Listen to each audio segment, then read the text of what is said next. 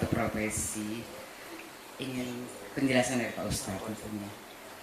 Kita banyak sekali di-share tentang bahwa artis itu tidak boleh. Kita sebagai artis itu sebenarnya haram. Gimana menurut Pak Ustadz? Al-aslu fil asya' al-ibahah. Hukum asal segala sesuatu dalam Islam boleh. Hukum asal sesuatu dalam Islam bukan haram. Al-aslu fil asya' al-ibahah. Hukum asal segala sesuatu adalah boleh. Makanya yang mesti ada itu label haram, bukan label halal. Karena hukum asalnya adalah halal. Kalau sudah halal dikasih label halal kan berarti 2 kali lipat. Di mana letaknya haram?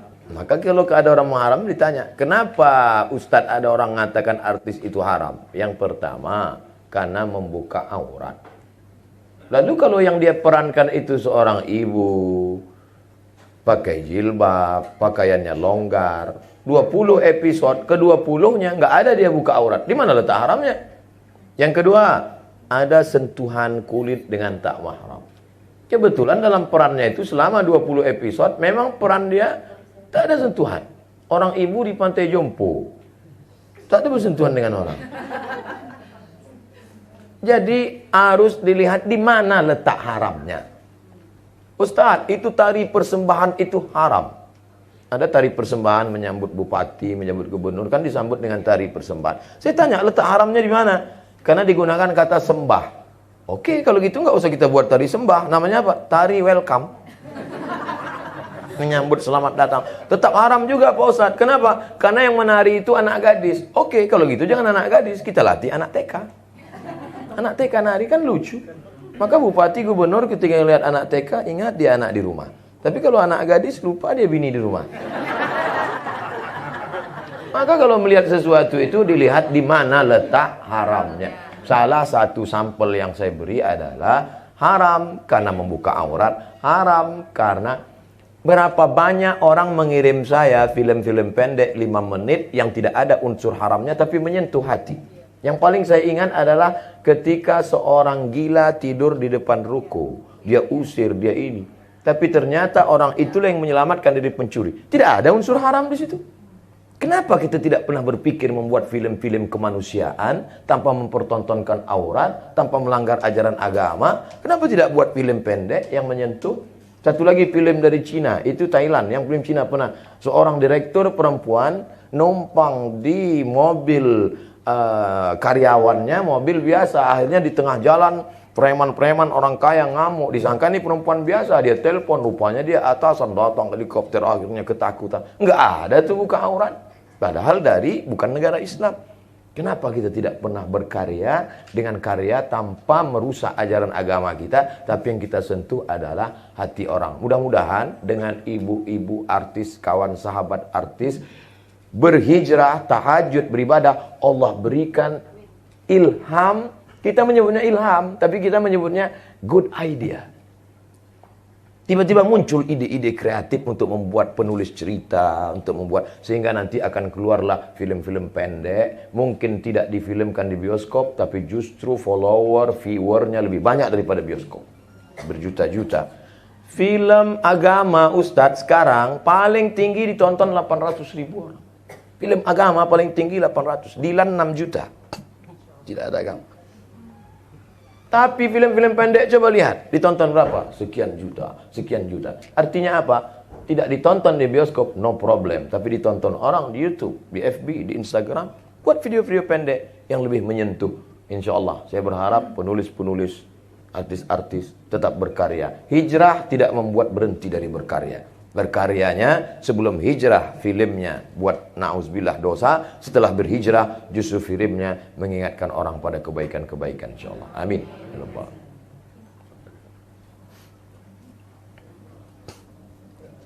Assalamualaikum warahmatullahi wabarakatuh dan semuanya. Waktu zaman jahiliyah lah istilahnya, kita kan belum berhijab gitu. Terus kita ada diri kita di YouTube dengan sepertinya dosa jariah gitu. Bagaimana ya Ustaz untuk mengantisipasi dosa-dosa itu agar tidak terus-terusan, sedangkan kita minta ke ibu juga bisa tidak terus dan sebagainya. Satu, keduanya ada yang bilang bahwa belum yakin, orang-orang bilang bahwa maulid itu adalah dipahami gitu. Kemudian saya kebetulan memang punya grup sholawat tidak misalnya, tapi pakai musik gitu, belum pakai hadroh. Itu hukumnya gimana? Assalamualaikum warahmatullahi wabarakatuh. Tangan ini dulu membunuh orang paling mulia. Yang bicara namanya laki-laki berkulit hitam, Wahsy. Wahsy budak hamba sahaya yang dijanjikan dapat duit merdeka kalau bisa membunuh Hamzah. Maka dia bunuh Hamzah. Kata Wahsy, tangan ini dulu waktu jahiliyah sangat hina karena membunuh orang paling mulia, Sayyidus Syuhada, perang Uhud tahun ketiga. Bagaimana dia cara menebusnya? Tangan yang bergelimang dosa itu juga dia pakai untuk membunuh nabi palsu bernama Musailamah Al-Kadzab di kampung Yamamah pada masa pemerintahan Abu Bakar Siddiq. Tangan yang sama. Begitu juga wajah yang sama, action yang sama, merubah film-film yang lama menjadi film baru yang bernuansa hijrah, mengingatkan orang. Maka insya Allah ada sentuhan-sentuhan di situ yang mengingatkan kepada penonton, tolonglah hapus, buang file-file yang lama yang kalian simpan. Apakah dengan pesan lagu? Tidak mesti ceramah, tidak mesti artis lalu ceramah, Assalamualaikum hai seluruh Indonesia, kalian delete semua filmku ya gitu.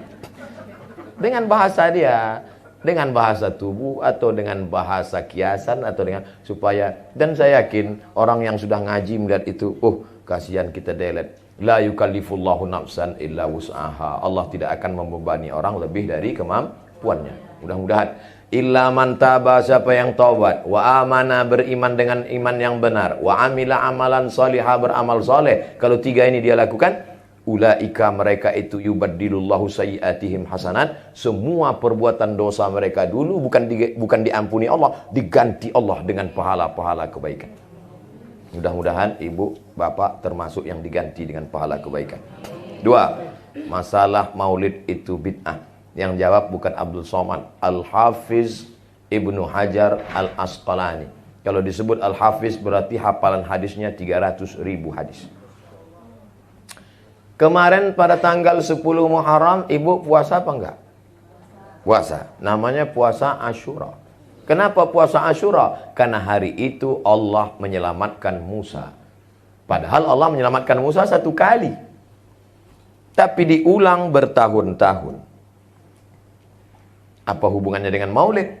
Kalau selamatnya Musa boleh disyukuri, maka adakah nikmat yang lebih besar daripada selamatnya Musa? Ada. Apa dia? Lahirnya Muhammad sallallahu alaihi wasallam. Dibuka itu nama kitabnya Al-Hawi lil Fatawi. Maulid boleh. Yang ngomong siapa? Al-Hafiz, hafal hadis 300.000 hadis.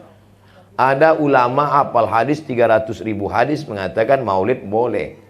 Ada ustadz hafal 3 hadis kalau laptopnya hidup. Al-ilmu fil laptop. Tiba-tiba membid'ahkan maulid. Saya nggak maksa ibu bapak ikut saya, tapi saya cuman mau ngasih tahu saya ikut Al-Hafiz Ibnu Hajar Al-Asqalani. Bapak ibu mau ikut ustadz laptop 3 hadis terserah. Ada lagi nggak Pak Ustadz? Imam Jalaluddin Abdurrahman As-Suyuti, hafalan hadisnya 200.000 hadis, kitabnya 500. Kata dia maulid itu sarana mengingatkan kita pada Nabi, boleh kalau cukup 5 syarat. Pertama, baca maulid sejarah Nabi. Yang kedua, ada tausiah. Yang ketiga, ada baca Quran. Yang keempat, ada tawasobil haq, tawasobil sob, silaturahim. Yang kelima, ada makan makanan. Karena dulu mereka buat maulid itu bersedekah memotong kambing 3.000 ekor, memotong sapi 1 ekor, penuh jalanan, dan piring manisan-manisan. Maka kalau dianggap hari ini kita buat maulid, cukup sudah syaratnya. Ada mengenang Nabi, ada tausiah, ada silaturahim, dan ada makanan-makanan. Masya Allah. Maka dari tadi saya tidak melihat ke sana, takut hilang bahan konsentrasi. 3, tentang masalah musik. Buka nama kitabnya Fiqhul Musiqa wal Aghani, fikih musik. Nama penulisnya Syekh Yusuf Al-Qaradawi. Ikatan Ulama Sedunia, dia ketuanya. Tinggalnya sekarang di Qatar, Doha, Qatar. Jabatannya pimpinan Fakultas Syariah di Universitas Qatar. Kata beliau, musik sama seperti omongan. Kalau isinya baik, maka baik. Tapi kalau isinya tidak baik, maka tak baik. Musik, gitar, biola, saksofon, akordeon, keyboard, isinya baik. Solawat, doa untuk nikah, niatkan pada Allah, mengingat mati. Bagus, terus berkarya. Tapi saya dibully terus Pak Ustadz. Bully membuli ini kan cuma dua. Kalau kita capek, dia terus. Kalau dia capek, kita terus. Maka kita terus, jangan berhenti. Gitu aja kok capek. Wallahu a'lam bishawab. Baik.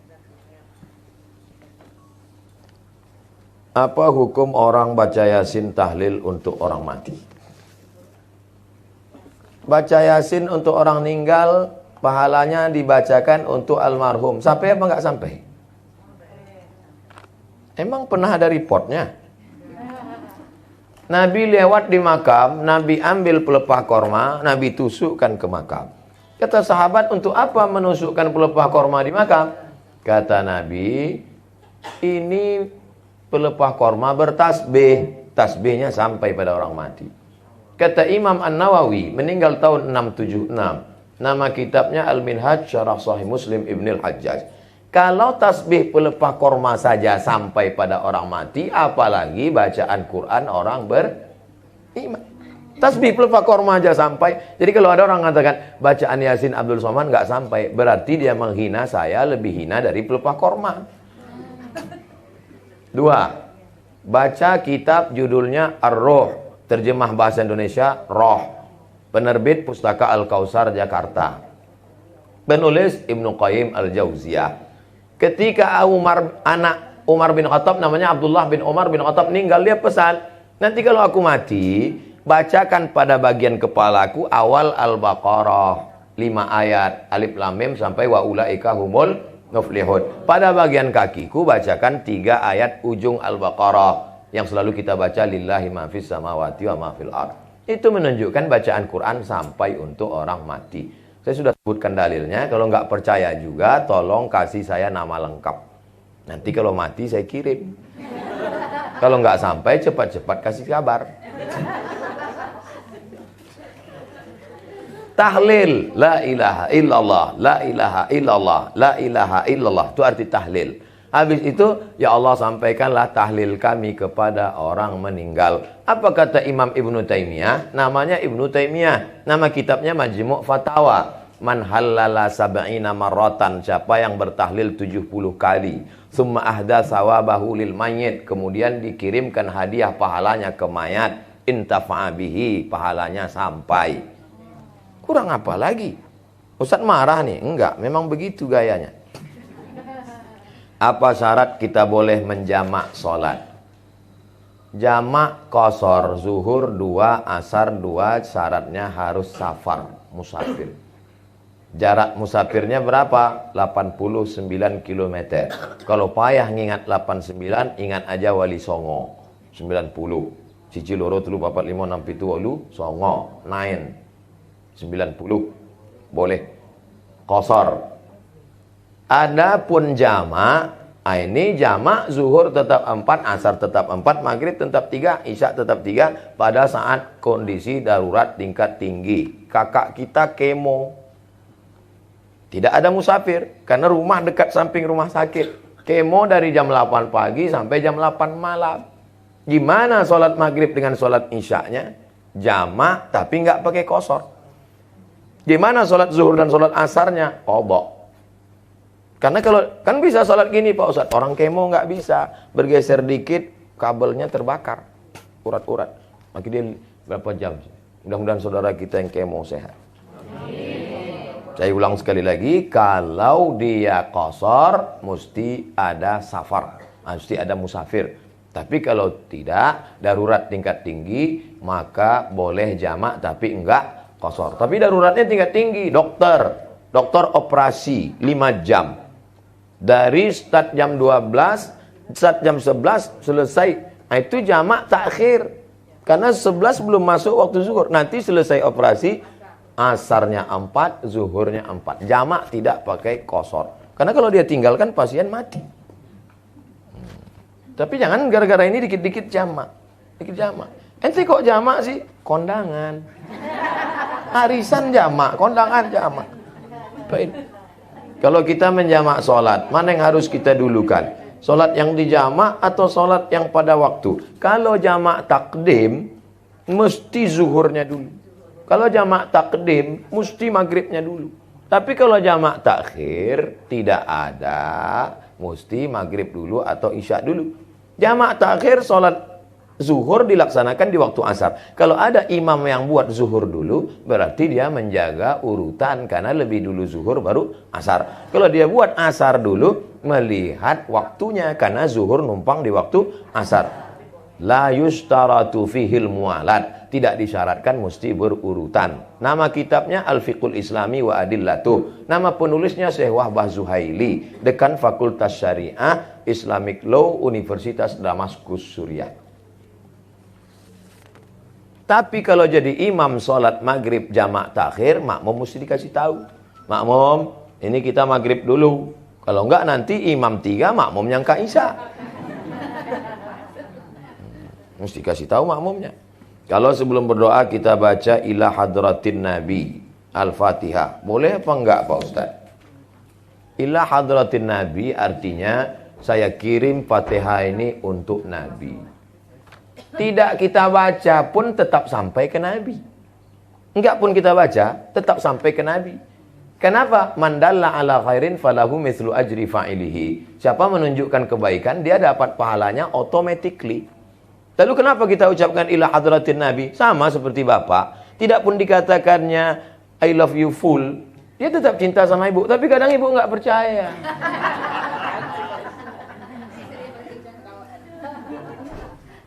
Speak up, kata dia. Pak Ustadz, nanti 5 tahun ke depan Pak Ustadz tidak usah ikut politik lagi ya. Saya tidak pernah ikut politik. Dengarkan ceramah saya dari A sampai Z. Saya tidak pernah ikut politik. Saya bukan orang partai. Saya tidak pernah menyebut calon. Saya tidak pernah menyebut partai. Dengar baik-baik. Bahwa saya bertemu orang tokoh politik, maka semua orang bertemu. Bertemu, tidak pernah mengajak. Pahami dengan baik. Mendoakan, bertemu. Yang nyuruh Ustadz siapa? Ulama. Bukan saya pandai-pandai sendiri. Saya tidak ada kepentingan. Saya tidak ada ambil uang. Saya tidak ada proyek. Saya bukan minta jabatan. Ulama nyuruh saya temu, doa. Maka bertemu, doa. Bahwa jadi pesan ini bagus. Memang saya tidak pernah ikut. Jadi nggak usah khawatir. Saya paham. Ini adalah jamaah yang tidak tahan melihat saya kena bully. Kami nggak tahan Ustaz. Kalau kami kena bully nggak apa-apa Ustaz. Tapi ketika Ustaz kena bully kami. Perlu dipahami bahwa saya bukan politisi praktis. Dengar baik-baik. Tidak pernah mengajak. Tidak pernah jurkam, tidak pernah jadi apapun, hanya orang bertemu tokoh dan mendoakan. Makanya kalau dibawa ke pengadilan manapun tidak akan kena, apalagi pengadilan cinta. Mohon doa Pak Ustadz, almarhum Adrian Reskita bin Ajus Hasni meninggal dunia semalam tanggal 5/11. Dan untuk yang lain, saudara-saudara kita, untuk kebaikan-kebaikan, diberikan keberkahan hidup, yang belum bertemu jodoh diberikan jodoh soleh-solehah, yang sudah menikah diberikan anak yang baik-baik. Semoga kita semuanya husnul khatimah. Untuk niat yang baik ini semuanya Al-Fatihah. A'udzubillahi minasyaitonirrajim. Bismillahirrahmanirrahim. Alhamdulillahirabbil alamin arrahmanirrahim maliki yaumiddin. Iyyaka na'budu wa iyyaka nasta'in. Ihdinas siratal mustaqim. Shiratal ladzina an'amta 'alaihim ghairil maghdubi 'alaihim waladdallin. Amin. Allahumma shfi mardana, sembuhkan saudara kami yang sedang sakit ya Allah. Warham mautana, saudara kami yang sudah meninggal, curahkan rahmat-Mu ya Allah. Allahumma ja'al kuburahum rawdatan min riyadil jinan, jadikan kubur mereka salah satu dari taman-taman surga-Mu ya Allah. Allahumma anzilir rahmata wassalamata wal barakata ala hadhil jamaah. Turunkan keselamatan, kerahmatan, keberkahan kepada seluruh jamaah ini ya Allah. Wa khususan ala sahibi hadzal bait, bil khusus pada sahibul bait yang menjadi tuan rumah kami sebagai tamunya hari ini ya Allah. Allahumma barik lahum fi amwalihim, berikan berkah pada hartanya. Wa barik lahum fi auladihim, berikan berkah pada anak keturunannya. Wa barik lahum fi kulli ma a'taitahum, berikan berkah pada semua rezeki yang kau titipkan padanya ya Allah. Allahumma waffiqna lima tuhibbuhu wa tardah. Berikan taufikmu pada kami agar kami dapat beramal dengan amal yang kau cintai dan kau ridai ya Allah. Allahumma ja'alna minat tawwabin, jadikan kami orang-orang yang taubat nasuha. Ja'alna minal mutatahhirin, jadikan kami orang yang mensucikan hati dari angkuh dan sombong. Ja'alna min ibadikas salihin, jadikan kami hamba-hambamu yang saleh. Allahumma ja'al abna'ana wa banatina minas salihin was salihat wal hafizin wal hafizat. Jadikan anak-anak keturunan kami menjadi para penghafal Al-Quran. Allahumma rzuqna ziyarata baitikal atiq, berikan kami rezeki yang halal supaya kami bisa berhaji dan berumrah ke Baitullah. Allahumma ja'al akhir kalamina inda intihai ajalina, jadikan akhir kalam kami ketika ajal kami sampai kalimat yang keluar dari mulut kami, la ilaha illallah Muhammadur Rasulullah sallallahu alaihi wasallam. Rabbana atina fid dunya hasanah wa fil akhirati hasanah wa qina adzabannar. Wa sallallahu ala sayyidina wa syafi'ina wa maulana Muhammad wa ala alihi wa sahbihi wasallam walhamdulillahi rabbil alamin. Terima kasih segala perhatian. Mohon maaf segala kesilapan dan kekhilafan. Kita berpisah zahirnya tapi tak pernah berpisah karena kita tetap disatukan dalam doa. Doa untuk Ustaz Somad, terus kirimkan satu saja doa supaya mati husnul khatimah. Jangan sekarang, masih banyak jadwal. Ini langsung pulang ke airport. Mudah-mudahan perjalanan diberikan Allah keselamatan. Terima kasih. Wassalamualaikum warahmatullahi wabarakatuh.